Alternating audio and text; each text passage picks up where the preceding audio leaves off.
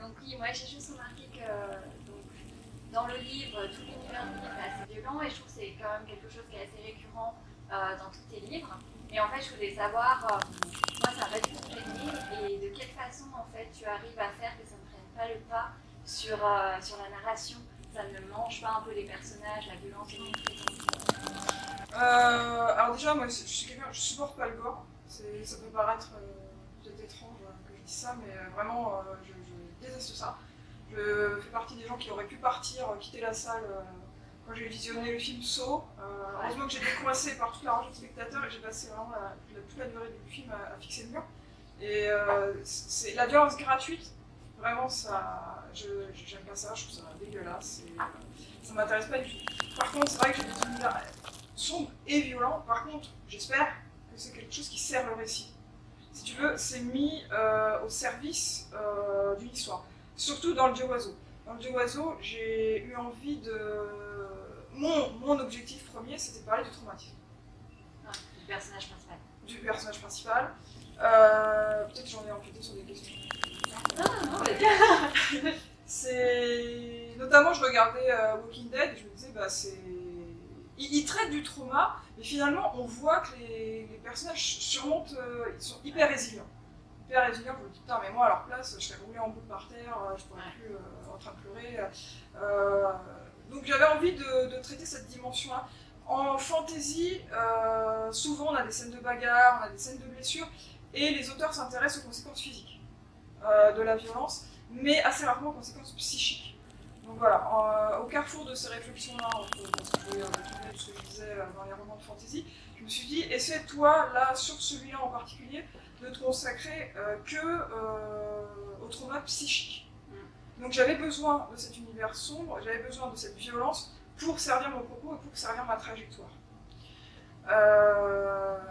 Aussi, ce que j'ai fait dans le Dieu oiseau, pour rejoindre ce que tu disais dans ta question, c'est que tous les éléments traumatiques sont passés. On voit les conséquences. On voit les conséquences. Je ne les montre jamais directement, uniquement par des flashbacks très courts, et ça fait partie du trauma. Quand il a des reviviscences en fait, du passé tout au long du roman, que ce soit à travers des cauchemars ou à travers des sons aussi, à travers ses hallucinations. Mais voilà, j'ai décidé de mettre tout ça quand même un peu à distance, sinon ce serait insupportable, insoutenable. Oui. Donc, oui, je sais qu'il y a quelques scènes, notamment la scène du sacrifice qui est assez percutante, mais à chaque fois, j'ai quand même essayé que ce soit pas gratuit et que ce soit pas too much dans le grand guignolesque, dans le gore, tout ça. J'espère que c'est pas un livre. Non, pas pour moi. Je pense à chaque fois que les scènes étaient justement dures, ça a été rapide et finalement on a plus à imaginer nous qu'à lire énormément de longs paragraphes de descriptions atroces. Pas du tout pour ça. Du coup, j'avais par rapport à toute la psychologie du personnage, parce que justement, c'est vrai que la psychologie a une place très très importante comparée à toutes les différentes actions. On est dans la tête et puis il a vécu toutes ces choses horribles. Pour moi, j'ai vu qu'il hésitait beaucoup dans son choix et je me demandais, est-ce que toi aussi, au cours de l'écriture, tu as hésité, tu as dit ah, la fin ça va être ça, puis après tu as dit non, je reviens, la fin c'est ça, ou dès le début tu t'es dit non, ce sera ce genre de fin-là? Non, je savais pas du tout. Et ça, c'est assez général chez moi, j'essaie de jamais prévoir la fin au début et qu'elle arrive toute seule de façon naturelle. Alors après, le Dieu oiseau, il y a deux fins. Parce qu'il y a une fin, voilà, il y a la fin coupée, qui se passait pas tout à fait comme ça. Bon, je vais pas non plus spoiler parce que y a peut-être des gens qui n'ont pas lu, mais moi j'ai eu au départ une intuition qui me dirait bon bah ça va finir comme ça peut pas être autrement. Et au final, en la faisant, bof. Et j'ai changé, ouais. Mais ça peut arriver. Mère morte, c'était assez évident. J'ai pas changé. Là, celui que je suis en train de prendre non plus. Donc lui c'est assez particulier, le fait qu'il ait eu 2 fins, qu'il ait eu une première fin, et qu'après j'ai changé, j'en ai refait une autre. J'avais besoin de ça, je trouvais que c'était bien pour Et j'avais une autre question, c'était par rapport aux champions, parce que j'ai vu que tout le monde n'avait pas le même but dans les champions, et même certains étaient devenus attachants, Ketal ou même d'autres. Et du coup, je me dis, est-ce que ça faisait partie du process où tu t'es dit, ben voilà, je veux aussi faire d'autres personnes, au sens où on peut s'attacher aux champions et pas seulement au personnage principal? Ça me fait plaisir que tu me dises ça. Parce que c'est vrai que on est très très focalisé sur Faolan. Les personnages secondaires. Moi j'ai mon intérêt personnellement pour les personnages secondaires, j'ai toujours du mal avec ça, donc je me fais un peu de violence pour les créer. Je pense que j'ai sans doute mieux travaillé ça dans Mer Morte. J'ai vraiment. Mer Morte c'est clair. Où j'ai vraiment travaillé beaucoup de temps sur tous les personnages de l'équipage du vaisseau pirate pour leur inventer un passé, pour montrer comment ils se sont arrivés là. Dans le Dieu Oiseau, je l'ai fait un peu, peut-être de façon un peu superficielle. Donc voilà, tant mieux si ça marche. Après, moi, mon intérêt, c'était vraiment de développer la trajectoire de Faolan. Mais bien sûr que j'avais besoin aussi qu'il ait des compagnons de route et puis qu'on montre un peu, eux aussi, qu'est-ce qu'ils se sont arrivés. Après, j'avais une question plus par rapport à l'écriture pour celui-là, parce que l'univers est très masculin. Il y a quand même des personnages féminins, voilà, même très forts. Mais je me demandais, est-ce que ça a été difficile pour toi, justement, d'écrire certains passages tout le temps du point de vue masculin, d'avoir ce héros, qui est quand même très sensible. J'adore ça. J'adore écrire des points de vue masculins. Moi, c'est un kiff. En fait, c'est l'inverse. J'ai du mal à écrire des points de vue féminins parce que j'ai du mal à faire souffrir les femmes. Et quand vous écrivez des romans, il faut que vous soyez dans le conflit, il faut qu'il y ait des obstacles, il faut que le personnage il en bave tout le temps, il faut que vous lui mettiez la tête sous l'eau, il faut qu'il se batte pour surnager. Et ça, faire ce que j'ai fait à un homme dans le oiseau, je suis incapable de faire ça. Mais vraiment, ça me lâche, je me crispe. C'est pour ça que j'ai très peu de héros féminins, parce que j'ai plus de facilité en réalité à malmener. J'ai trop d'empathie pour les femmes. Oui, vraiment. Donc un des rares bouquins, il y a mes 2 jeunesses chez Magnard, c'est des filles. Et surtout, il y a la mort du temps, et tu remarqueras dans la mort du temps que la fille, l'héroïne, est très entourée. Oui, elle a des protecteurs. Oui, c'est vrai. Ouais. Tu vois, je lui ai vraiment adjoint ce que j'appelle ses chevaliers, et ces chevaliers la protègent. Faolan, il n'y a aucun protecteur. Le seul qui lui a un peu permis de tenir, c'est les animaux. C'est ses chiens et ses boutins, et l'aigle, mais à part ça, il n'y a rien. Tandis qu'elle, la fille, je l'ai protégée, je lui ai adjoint des chevaliers. Et là, dans Mer Morte, c'est aussi des hommes. Par contre, j'ai mis beaucoup de personnages féminins, beaucoup. Ils sont 4, dont l'animal, la delphine, la dauphin femelle, qui a un grand rôle. Et du coup, qui sont en personnage secondaire plutôt. Alors justement, j'ai essayé quand même la dauphine, je dis delphine, je sais pas comment on dit, dauphin femelle. Je n'allais pas mettre à dauphin femelle, je me suis dit je vais mettre delphine, c'est sympa. Et la delphine, elle est très importante. Ok. Après, je voulais savoir, est-ce que tu t'étais inspiré de personnages éventuellement de mythologie ou des personnages fictifs ou réels pour le livre, parce que c'est un univers très particulier? Donc est-ce que tout est venu de ta tête ou vraiment, parce qu'il y a quand même tout ce domaine mythologique assez important? Au niveau de l'univers, oui. Au niveau des personnages, non, je crois pas. Au niveau de l'univers, j'ai mixé une compétition qui existait vraiment.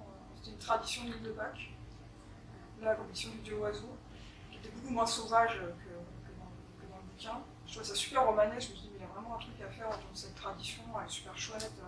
Et puis les concurrents, voilà, plonger une falaise, traverser la mer et aller chercher un œuf d'oiseau sur une falaise. Donc on retrouve un peu ces éléments-là. Et j'ai mixé ça plutôt pour le côté graphique aux Aztèques. Donc le côté pyramide, sacrificiel, les couteaux. Après, j'ai aussi mis pas mal de trucs perso, au niveau des paysages.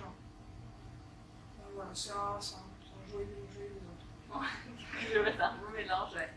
Et c'est pareil au niveau des noms des personnages.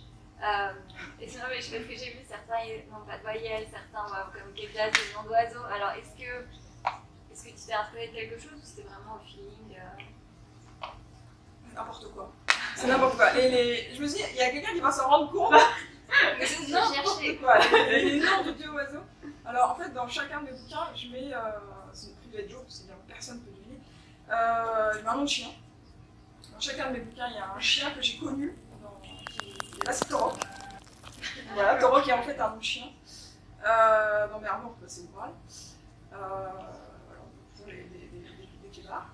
Et Faolan, c'est juste parce que j'aimais bien. Mais c'est irlandais, donc vraiment, Faolan, ça n'a rien à voir avec l'univers du bouquin. Et ça veut dire, par contre, je sais plus si c'est le loup ou le corbeau, justement, en irlandais, mais je crois que c'est le loup, encore une fois, qui revient.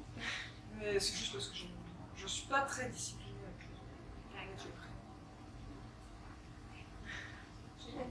prénoms. Du coup, je te passe la main pour des questions sur l'écriture. Oui, moi ce sera vraiment des questions plus généralistes parce que j'ai pas encore eu le temps de lire ton roman du coup. Oui, donc ce sera plus sur ton activité d'écrivain en gros, comme ça chacun pourra découvrir la facette de l'écriture et ton activité d'écrivain. Donc moi ma première question c'est quand as-tu commencé d'écrire et du coup qu'est-ce qui t'a poussé un peu à devenir écrivain? Quel a été le déclic? Moi c'est une vraie vocation. D'accord. Pour le coup, j'ai toujours voulu faire ça. Toujours. Du plus loin que je me rappelle, quand au CP, ils vous demandent sur la fiche au début de l'année quel métier vous voulez faire, moi je m'étais fermière aussi, je m'étais fermière écrivain. Voilà. Moi je voulais écrire avec des animaux, c'était ça que j'imaginais. Donc fermière écrivain, et même avant de savoir écrire, en fait, je racontais des histoires. Ah oui, et c'était déjà des trucs, c'était déjà des carnages. C'était l'histoire d'un loup qui mangeait tous les hommes. Ah, ça me plaisait vachement. Voilà. Et en fait, je racontais à personne, je racontais à moi-même, je parlais à d'autres tout le temps, je racontais des histoires dans la salle de bain et tout. Enfin, moi j'y vais déjà. Donc en gros, t'es vraiment né comme ça. Ouais, je crois. Oui, C'est curieux. Hein. Ouais, je pense ça depuis toujours. Après, plus sérieusement, peut-être quand j'ai découvert Stephen King, à 13 ans. D'accord. Là, je me suis dit, ouais, purée, ça, quand même, c'est tellement génial, j'ai envie de faire ça, j'ai envie de faire des romans. Il y a quelque chose qui s'est structuré. D'accord. Avec la lecture de Stephen King, qui est une découverte très importante. D'accord. Et donc, par jour, combien d'heures tu consacres à l'écriture? Est-ce que tu écris longtemps ou tu as des périodes où tu écris plus ou moins?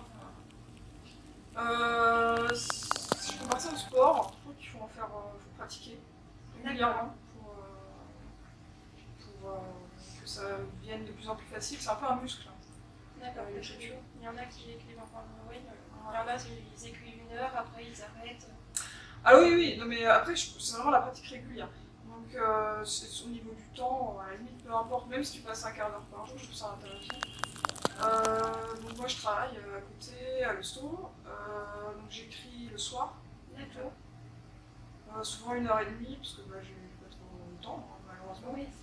Mais sinon, j'ai un rythme qui fait que je prends des RTT tous les 15 jours, un jour, et là, j'écris vraiment 8 heures. Je fais un RTT 8 heures et j'écris les week-ends, et j'écris pendant les vacances. Ok. Et dans ta phase d'écriture, est-ce que tu as des petits rituels? Est-ce que tu préfères écrire avec de la musique ou le silence vraiment complet?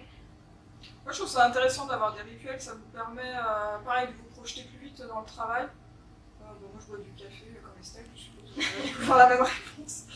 Et j'écoute de la musique, mais sans parole, parce que ça me déconcentre. Donc, la musique de jeux vidéo, je trouve ça bien, Oui, ou alors...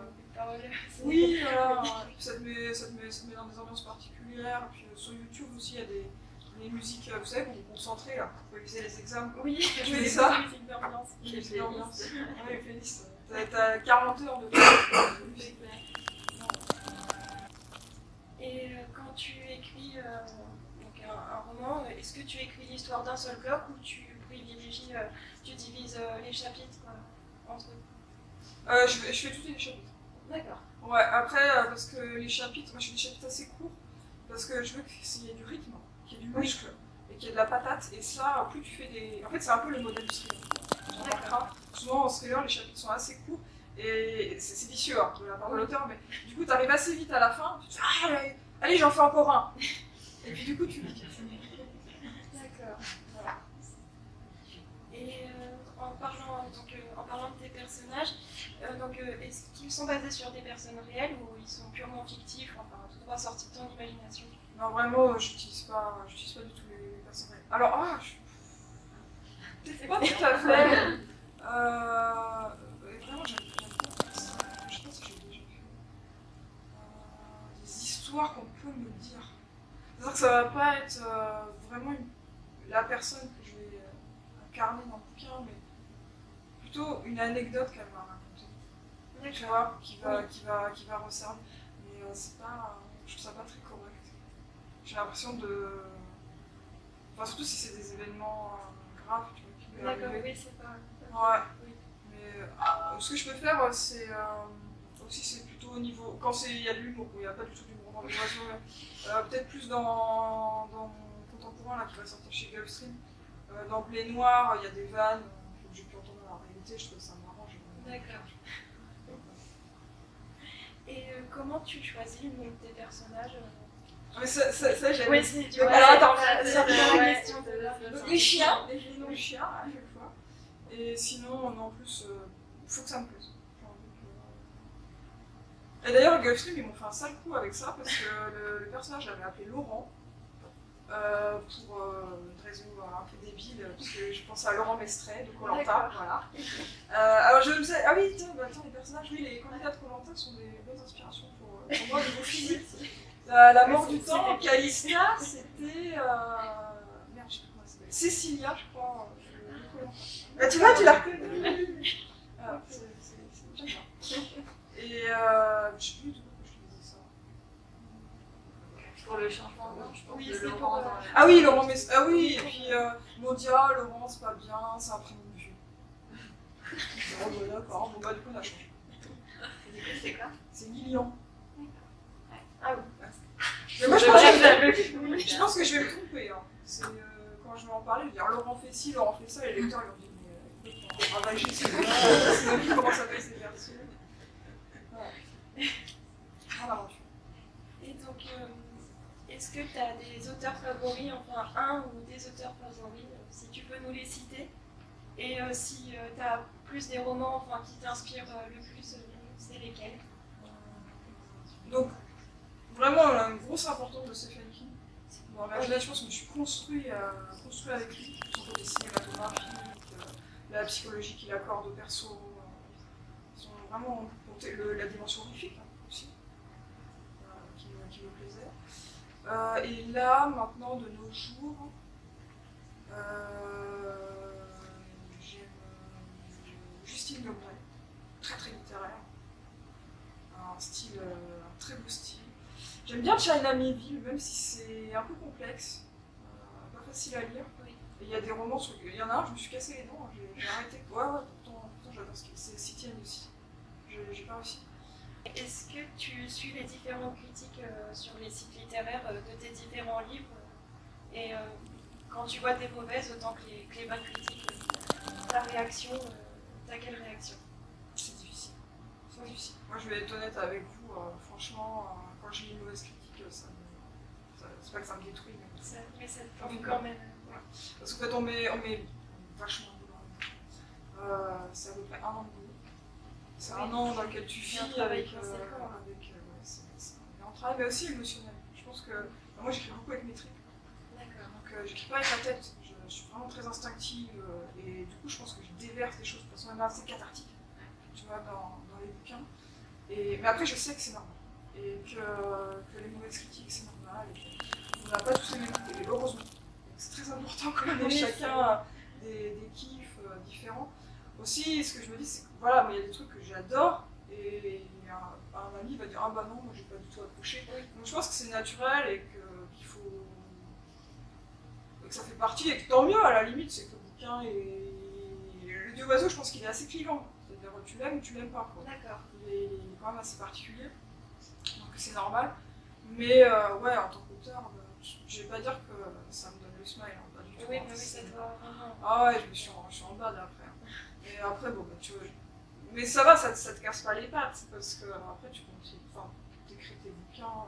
C'est tellement emporté par le truc qu'au final, c'est pas non plus un tourment de te dire bon alors attention, ça va pas passer du tout, il faut que je m'adapte. Ça je voudrais pas. Je veux vraiment que ça reste un courant, un torrent, tu vois, vraiment quelque chose de qui m'emporte et qui m'emballe et qui m'excite et que ce soit vraiment quelque chose qui vienne de l'intérieur, quoi. Que je sais pas trop réfléchir, que je me dise pas, voilà, ce que je veux dire c'est que je me dise pas, je vais faire ça parce que ça va plaire.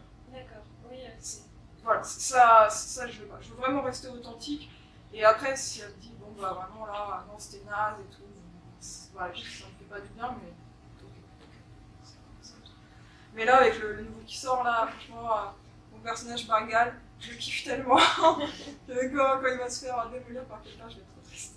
Oui, moi je comprends. Oui, oh non, mon Bengal. Et du coup, ma dernière question, après tu as en partie répondu, parce que ta prochaine publication c'est chez Gulfstream alors.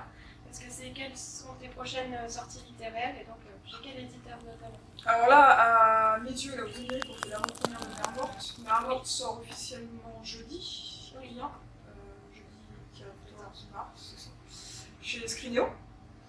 Et après, 3 semaines plus tard, on aura Blé Noir chez Gulfstream. Blé Noir, c'est du contemporain. Okay. En fait, c'est marrant parce que je ne les ai pas du tout écrits au même moment. Blé Noir, il est assez ancien. Et je crois qu'il est 2017 et Mère Morte est 2018. Et il y en a un qui est le pendant terrestre, c'est Blé Noir, c'est sur les animaux d'élevage. Comment on exploite en fait les animaux, les poules, les cochons, il y a une scène d'abattoir, tout ça. Et Mère Morte, c'est la mer, c'est le pendant marin en fait. Là, qu'est-ce qu'on a fait aux océans, qu'est-ce qu'on est en train de faire aux océans? Parce que moi ça se passe après, c'est-à-dire quand on a tout bousillé, mais en fait je vais beaucoup revenir à travers le bouquin à ce qui est en train de se passer actuellement. Qu'est-ce qu'on est en train de faire avec les océans? C'est un monde assez particulier, la mer, parce qu'on y est très étranger. Moi, personnellement, ça me fait très peur. Vraiment, dès que je perds pied dans l'eau, j'ai peur. Donc, j'ai peur des animaux marins. J'adore, hein, mais j'en ai peur. Et du coup, c'était pas forcément très intuitif pour moi de bosser sur la mer, mais j'ai vraiment découvert plein de trucs et j'ai envie de transmettre ça aussi. Parce que, par exemple, moi, je suis végétarienne, et souvent, c'est ça que vous allez entendre souvent.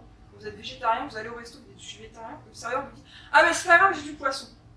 Ouais. Parce qu'en fait le poisson et le monde de la mer, on considère ça vraiment un peu comme c'est limite les extraterrestres quoi. Le poisson il est froid, il est gluant, il est visqueux, il dit ah c'est dégoûtant. Il crie pas, il est muet. Donc la souffrance du poisson, c'est quelque chose de très abstrait. Alors que oui, c'est vraiment c'est terrible ce qu'on fait, c'est terrifiant. Ce qu'on fait au monde de la mer. Là, il y a toute une campagne que vous avez dû voir de Sea Shepherd sur les dauphins, sur les ravages des prises accessoires au niveau des dauphins. Donc voilà, c'est à connaître tout ça. D'accord. Eh bien, écoute, j'en profite parce que vu que tu parles de tes 2 livres, est-ce que du coup est-ce qu'il se renvoie à des échos au sens si on lit les deux, on va voir le lien justement entre la mer et la terre ou pas du tout Je crois que c'est presque invisible, c'est-à-dire qu'il y a des échos, enfin moi je les vois, après je pense que pour le lecteur je sais pas si c'est si flagrant que ça. Pour moi tous les bouquins se tendent la main, ils se donnent la main, c'est-à-dire que quand tu finis un livre, en réalité il y a déjà 10% qui sont en train de préparer le suivant. Ça j'ai remarqué ça, et vraiment ça marche vraiment. Okay. Ouais, et après je saurais même plus t'expliquer exactement le lien qu'il y a entre Dieu, oiseau et mer morte.